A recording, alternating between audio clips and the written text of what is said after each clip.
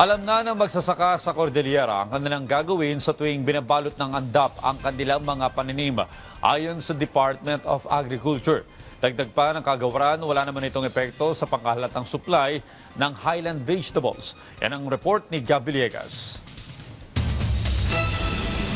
Maagang namili ng gulay si Julie sa Kamuning Market. May inilaan siyang 1,500 pesos na budget para sa isang linggong supply ng iba't ibang gulay tulad ng carrots at patatas. May paraan si Julie para malaman kung sariwa ang gulay na kanyang binibili. Siyempre po, titingnan ho namin yung pinakapuno. Ay, yung ano niya po, tangkay, kung bagong pitas po talaga. At saka kung saan po galing yung gulay na yan. Sa pinakauling price monitoring, nasa 95 pesos kada kilo ang presyo ng repolyo.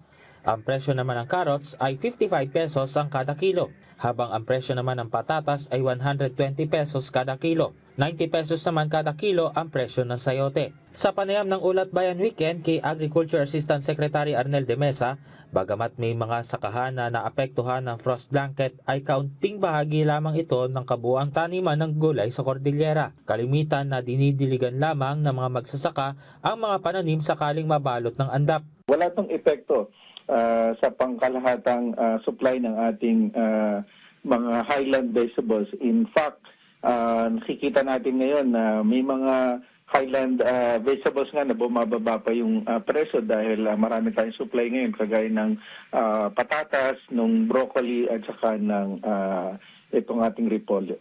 Ayon naman sa vendor na si Ariel, hindi lang nanggagaling ng Cordillera ang mga gulay na dumadating sa Kamuning Market.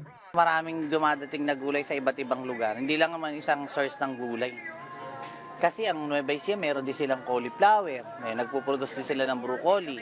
Hindi nga lang katulad ng sa Baguio, magkakaibang quality. Pati carrots, meron din sila doon. Kung makakapag-produce ka sa ibang lugar, di mas maganda kasi maraming pagkukunan. Gab Villegas para sa Pambansang TV sa Bagong Pilipinas.